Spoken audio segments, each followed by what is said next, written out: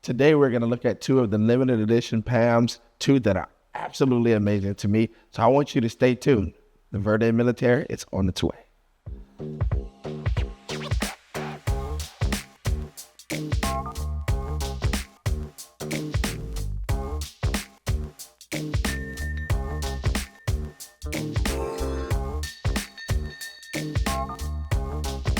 So today we are going to check out two amazing PAMs. We're going to look at the 1296 and we're also going to look at the 1275. That's going to be the Verde Militare and that's going to be the Takashi Sorimachi. Two pieces that I find to be amazing with completely different details. These watches actually give you things that you're going to look for in a watch that you don't see for an everyday piece. Would this maybe be your everyday watch? No, and that's why I said it that way. This is going to be for that collector who actually has a few watches and is now going to enjoy colors. It's going to enjoy putting those few little special pieces in. And what I find the most attractive about this is these limited edition watches are true limited editions. This watch is no longer available, but it is here at SwissWatchExpo. The watch was actually made for about a year or so in production.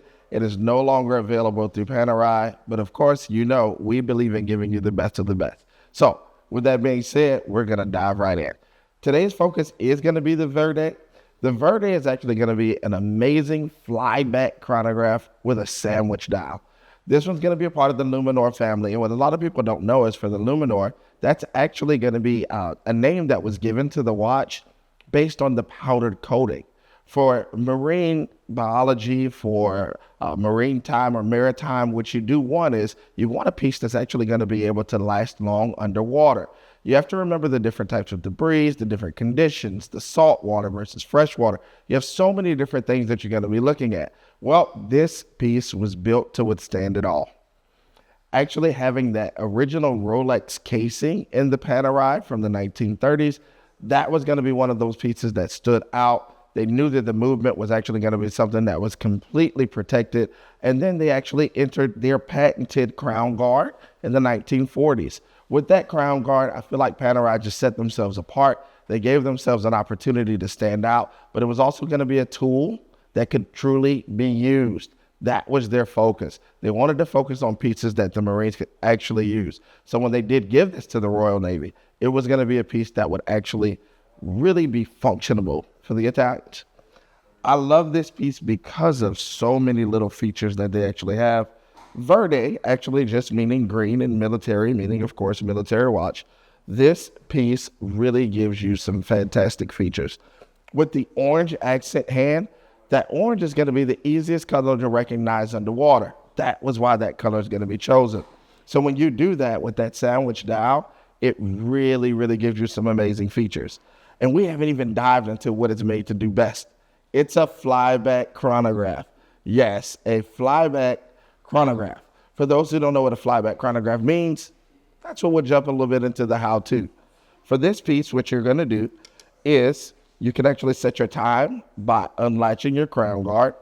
That's going to give you full access to the crown. That's where you're going to do your winding and where you'll do your time setting by simply pulling it out with your fingertips or with your fingernails. It gives you full access to setting that watch.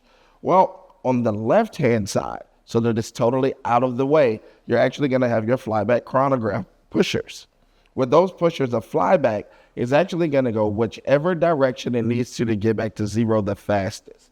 So if we've been actually using the watch and we started the timer and the timer was actually going and we were at 20 seconds before we felt a pulse, and we'll jump into what pulses are in just a moment, we would actually be able to click and reset and it would fly right back to the beginning. This gives us more accurate timing. It means we can get quicker to the definitions. This watch does have a tachymeter or a tachometer on it. So we normally use a tachometer in 60 seconds, right? That's what it's going to time, and then it's going to move to one of the subdials.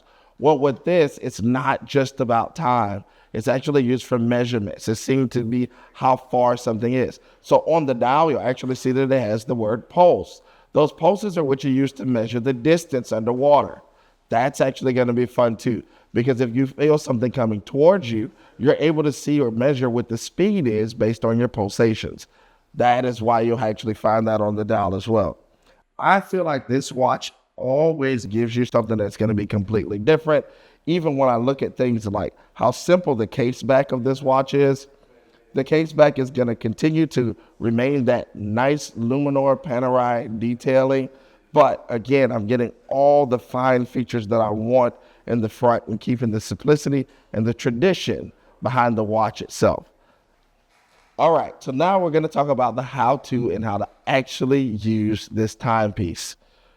What you always want to do, as we mentioned a little bit earlier, first thing we're going to do is we're going to break all the rules of making sure that the watch is going to be sealed. We normally would have the crown guard closed. We're going to flip that right open.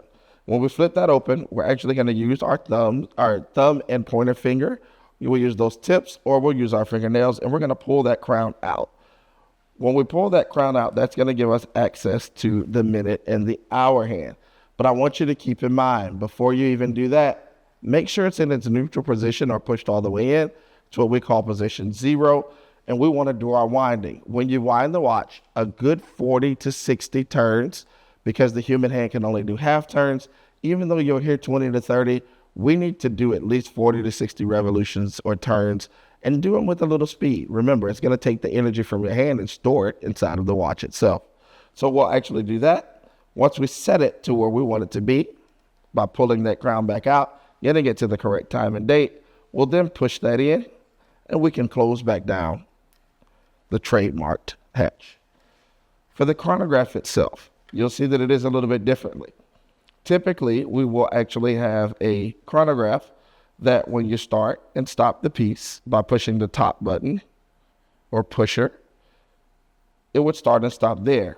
When you stop the piece, to reset it, it would typically go back around and go back to 0. Well, with this piece, again, it is a flyback. It's going to go whichever way is fastest to 0. That is a true complication. That is not an easy feat or task to create in a watch.